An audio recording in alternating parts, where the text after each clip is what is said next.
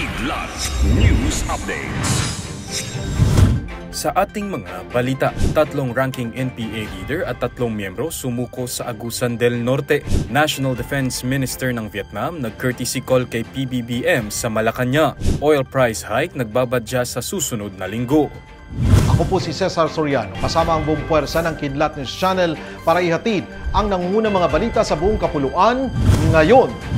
6 na miyembro ng New People's Army o NPA, kabilang ang 3 high-ranking leaders sa Agusan del Norte ang sumuko sa pamahalaan.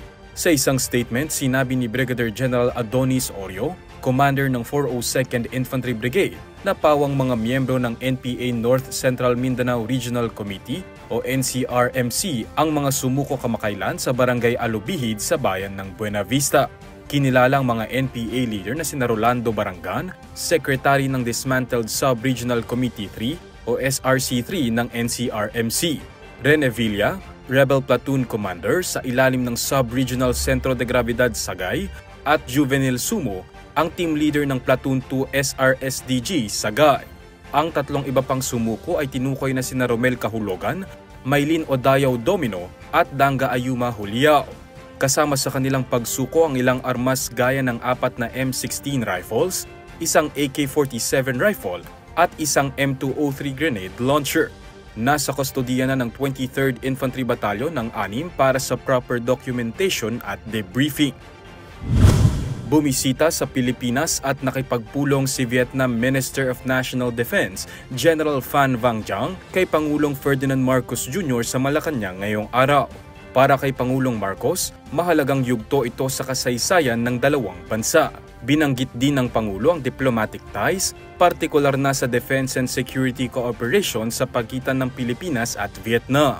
Noong nakaraang buwan nang magkaroon ng Philippine Coast Guard o PCG at Vietnam Coast Guard o VCG ng Joint Maritime Exercise sa Manila Bay bilang bahagi ng 5-day port visit ng barko ng Vietnam.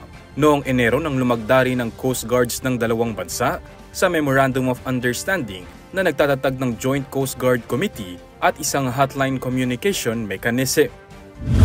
Oil price hike ang sasalubong sa mga motorista sa unang linggo ng Setyembre ayon sa Department of Energy o DOE. Ito ay matapos ang halos 2 pisong bawat litro na tapyas sa presyo ng langis ngayong linggo. Posibleng umangat ng 20 centavos hanggang 45 centavos ang bawat litro ng gasolina.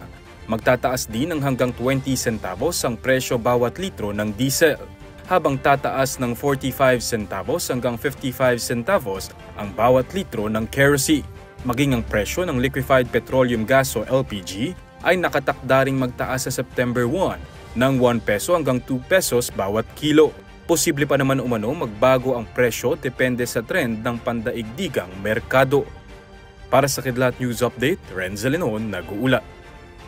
Atin niyo pong natunghayan ang mga headlines sa mga nakalipas na oras. Manatiling nakatutok para sa mga susunod na updates at breaking news. Ako po si Cesar Soriano, kasama niyo sa bawat pagputo ng balita.